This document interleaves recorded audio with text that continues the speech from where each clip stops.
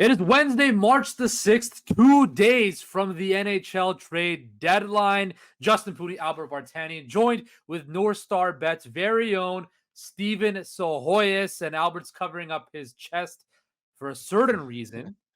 But let's get that out of the way, actually, before we get into the trade deadline stuff. So, of course, on Monday, we had a little side wager between Albert and Stevie on who would win between the Leafs and the Bruins. And based off Albert's hand placement, you can figure out who lost.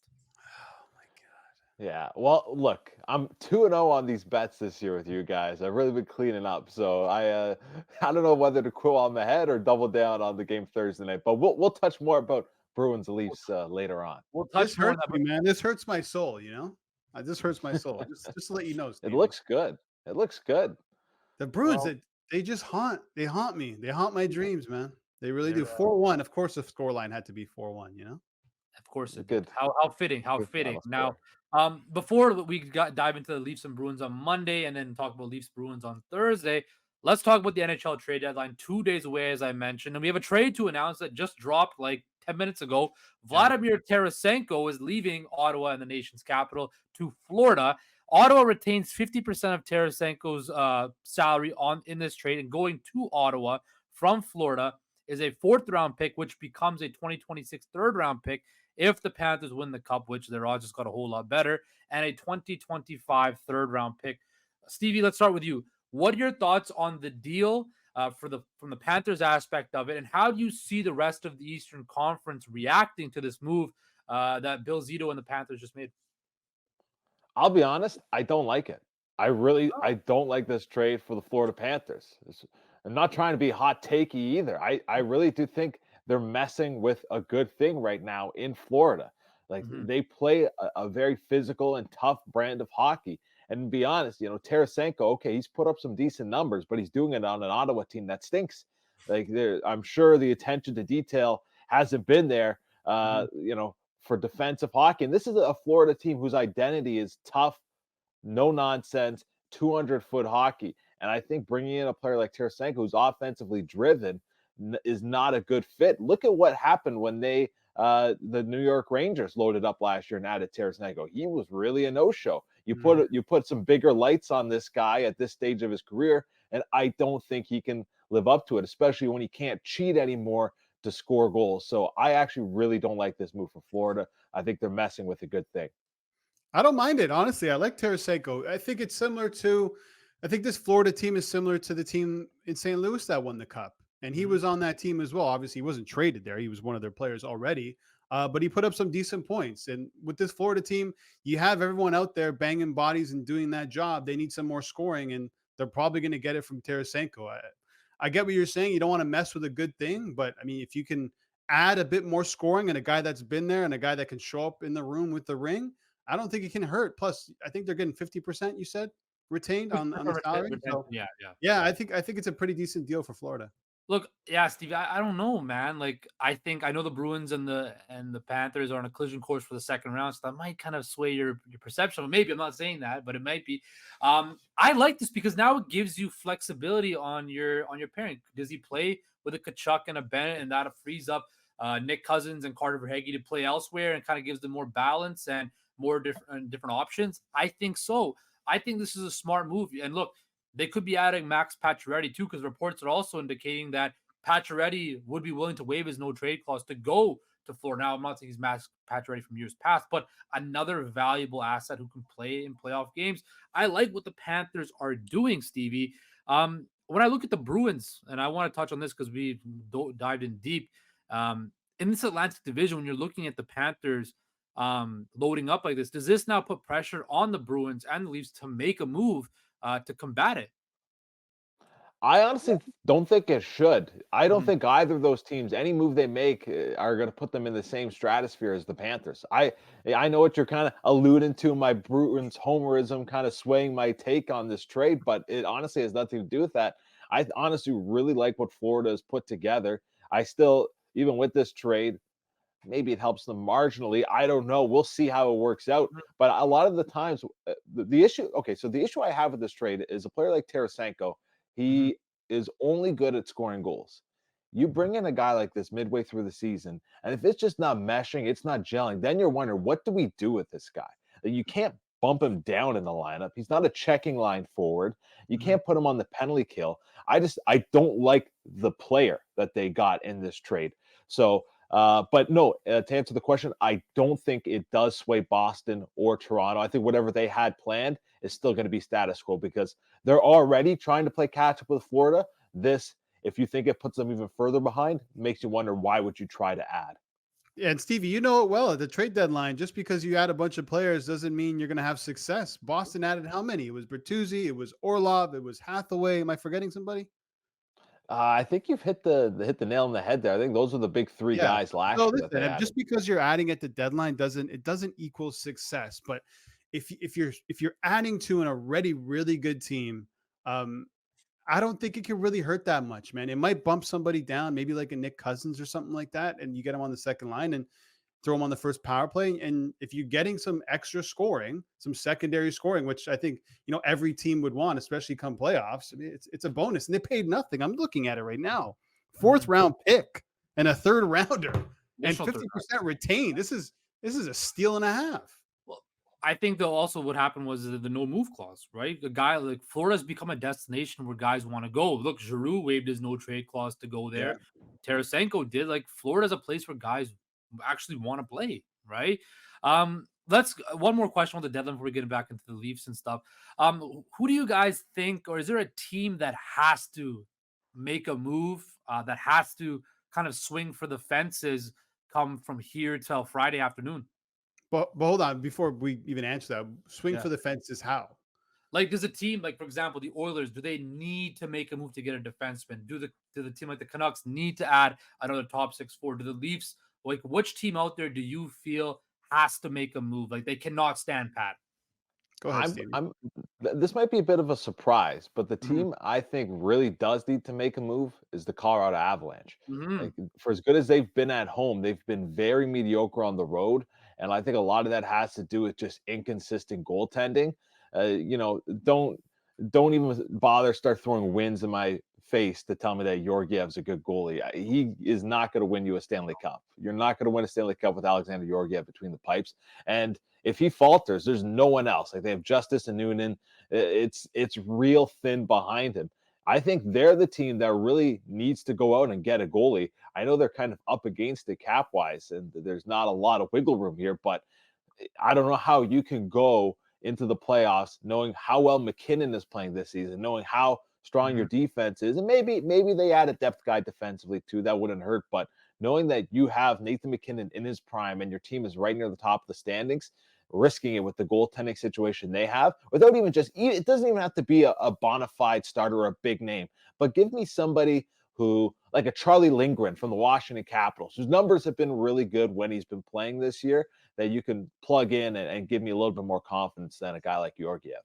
I think maybe it's Tampa Bay. I hear what you're saying about Colorado, but losing Sergachev is huge, and that opens up what, like 9 million plus in cap space. And if you watch them this year, defensively they do not look convincing. And we've talked about Kucherov before on the offensive side. If he's not getting those points, I don't know where they're coming from. I actually think Tampa need a few pieces. They probably need another scorer. They definitely need another defenseman. Um, eh, Probably the priority on defense, because if you watch Vasilevsky this season, he's not great. I mean, his save percentage, I think, is under 900. He's hasn't been one of the top 10, 15 goalies in the NHL this season. I think they got problems. If they want to make, one last push at this thing, it could be Stamkos' last season with them. I think they have to go all in, whatever that is, for the Tampa Bay Lightning. I got two teams, both Canadian teams. I think the Edmonton Oilers and the Vancouver Canucks need to make moves come deadline time. Both of them are in on Jake Gensel, and if I'm Patrick Alvin and Jim Rutherford, I am scared as hell if Ken Holland can pull off a deal to get Jake Gensel in Edmonton the way this team is playing. I saw that game last night against the Boston Bruins, and I just saw how McDavid and Draisaitl, when he's on his game, and Hyman can just take over the game. Ryan Nugent Hopkins made a wonderful save at the end of the game to help the Oilers close that out. The Canucks, again, are a team that's in win now mode, right? You need to be aggressive. You need to go for it. So whether that's a guy getting a guy like a Matt Dumba on defense or going out there and getting a Jake Gensel or whomever, right? Both of those teams can see a pathway because as much as I hate to admit it, I think the Dallas Stars, Stevie, might be the class of the Western Conference.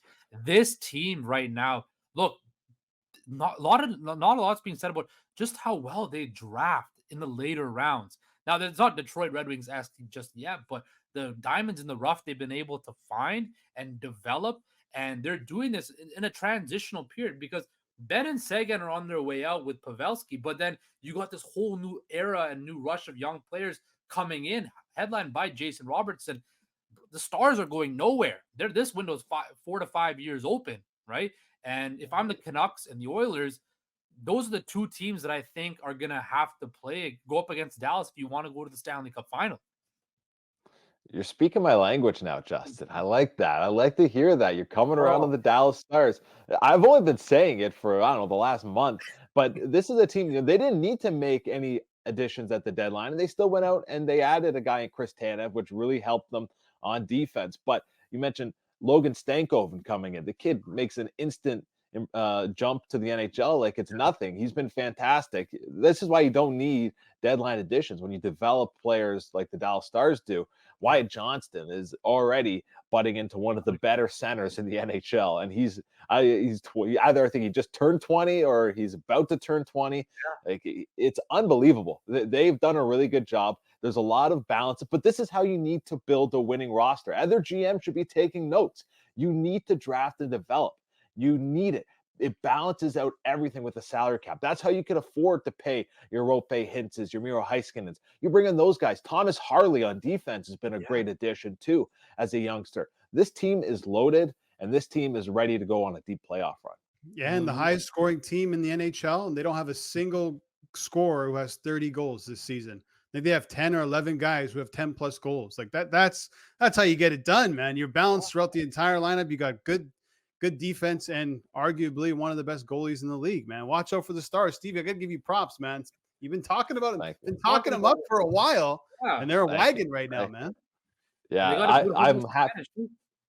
Yeah, I'm happy I jumped on their Stanley Cup odds before the Tanev trade. That really brought him down. Brought him down like 300 points at NorthStar Bets from plus 11 to plus 800 range. But I'm real happy riding with the Dallas Stars right now. Well, let's transition to your real team, the Boston Bruins, who I believe played the perfect road playoff game on Monday night in Toronto. The way that they came out there and again, the Leafs on the stat sheet won the faceoff battle. One had more grade A scoring chances, but what Jeremy Swayman did outplayed Joseph Woll by not a big margin, but clearly outplayed him, right? And just the way that the Bruins just kept the big boys of the Maple Leafs at bay the entire game. Stevie, did the Bruins lay down the blueprint, or the blueprint on how to beat the Toronto Maple Leafs come playoff time once again in April? Well, look, on my Twitter account today, at Steven Sohoyas, shameless plug, I posted today that the Toronto Maple Leafs are 6-8-2 against the Atlantic Division this year. They're 12-12-6 against the Eastern Conference. What this tells me is you have a one-dimensional team that as soon as they start going up against teams that are familiar with what they do, there's not much else they can offer. And this is the problem that they run into in the playoffs, right? We've seen this time and time again, where Matthews goes cold, Marner goes cold. You have a team in Boston, which I don't think is a better team. I've said it on this show. I think the Maple Leafs are a better team, but they just know how to play the Maple Leafs. They keep them, like you said, Justin, they keep them at bay. Matthews wasn't a huge factor in that game. They had that one close chance where it went right across the goal line, but that was about it. It was pretty low event hockey for the most part, and that's the blueprint. You drag Toronto into a defensive struggle or an offensive struggle, a very defensive minded game, and the Leafs they can't punch back. I did say before that game that I would take the Leafs in a 7-game series. I might have been wrong. I'll admit when I'm right, like on the Dallas Stars, but I might be wrong on this Maple Leafs team. I just think that they've kind of been figured out to an extent here. Yeah, if you're the Leafs, let's be real. You don't want to play Florida. You don't want to play Boston. You'd probably rather play the New York You don't Rangers. want to I play think. any good teams, apparently. I mean, listen. For some reason, I think they have one of the best records against the Western Conference in the NHL. Maybe that's Yeah. to what you're saying is that they don't see a lot of the Leafs, so it's a different style of game.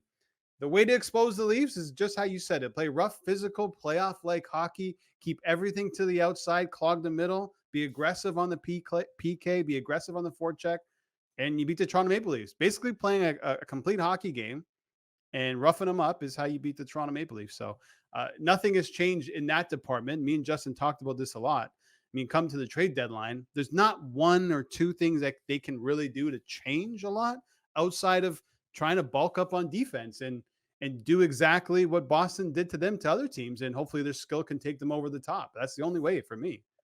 One thing I want to say is I don't even think Boston was very rough in that game. I've said this for a little while. I don't think the Bruins are as tough as people like to give them credit for. I think it's more of a jersey thing. You see them and you just assume it's going to be a rough and tough game, but they really don't play a very physical, in your face style of hockey. And that Monday night game, I thought it was more just the Bruins did everything they could once they got the lead to just lull Toronto to sleep. They didn't want to get the Leafs emotionally in it. They just wanted that game to end. Well, it got to a point where the Leafs were trying to get players in front of the net, and they would just be getting beat up in front of the net to the point where they stopped going in front of the net. So there is that Yeah. roughness still to Boston. I get what you're saying. They don't play like Florida, where every single minute of every single play, there's 2 or 3 hits. There's like it's a different style of hockey, but the Bruins have that in them. They play it in a different way. They almost grind you down rather than beat you up. Yeah, no, I think you mentioned they're not a tough team, but they're a team that battles in the battle zones, right? They're good, And man. for me, like that was the biggest thing when I saw Monday night was you look at the Leafs defense core, right? And we've touched on this before, is that their inability or lack of ability to clear that net front and allow whether it's Wall or Samsung to see clean pucks. Whereas the Bruins, Swayman was seeing everything, right? That to me is a big difference. And as you guys both know, come playoff time, if you don't win those net front battles or those in the corner battles, you're gonna lose a series, right? You're gonna lose because all the goals and all the traffic come from the net front presence. Yeah, and to be fair, like Toronto's top guys, they don't want to go there. Matthews is reluctant to go to the net. He's the every time there's a scrum, even after a whistle, he's the first guy to like cut a deal with another guy on the other team. Say, we'll just stay on the outskirts here. Let them get after it, right? Or when he is in the scrum, he's being pulled around. He's just smiling. Like this is not a team that wants to win that way. And this is why I like Florida over Boston and Toronto. Is I think that the Leafs, sure, they added a little bit of snarl in the offseason with Bertuzzi, Reeves, etc. But it doesn't make your team tough. It gives you tough players, but it doesn't make your team tough. Look at the Florida Panthers. Their best forward, Matthew Tkachuk. He'll get right into the gritty parts of the game. Aaron Ekblad's their best defenseman. He's the same way. Gets right into the gritty parts of the game. The Leafs and the Bruins, I don't think have those guys, not to the extent that Florida does. And I just think they're a tougher team because from top to bottom, they've got guys who are willing to get their hands dirty. I mean, the Panthers don't play around. You saw the other night, Adam Fox took a run at Kachuk, and everybody within 10 seconds, like piranhas, jumped in and they were ready to go. Didn't matter who was on the ice. And that's why I love Florida. I really think they're the best team in the NHL.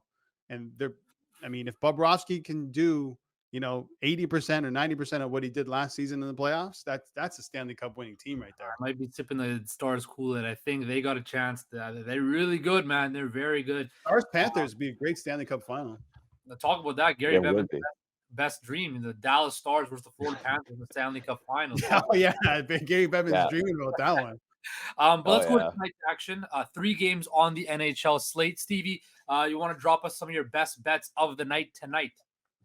You got it. I'm focusing mainly on this Leafs Sabres game. I actually think this is a good bounce back spot for Toronto. If you think they're a good team, they've got to win this game. And I think they are a good team. I think they'll beat the Buffalo Sabres tonight in 60 minutes. You get that at -113 over NorthStar Bets. I like Mitch Marner to have a big night. 2+ points for Marner at +163. Bertuzzi to get a point at +100. And then later on, I can't back the Ottawa Senators, who have the worst road record in the NHL, as a favorite. So I'm going to take the Ducks at home at +135. They've won 2 of their last 3. And they were competitive in that loss to your Canucks there the other night, Justin.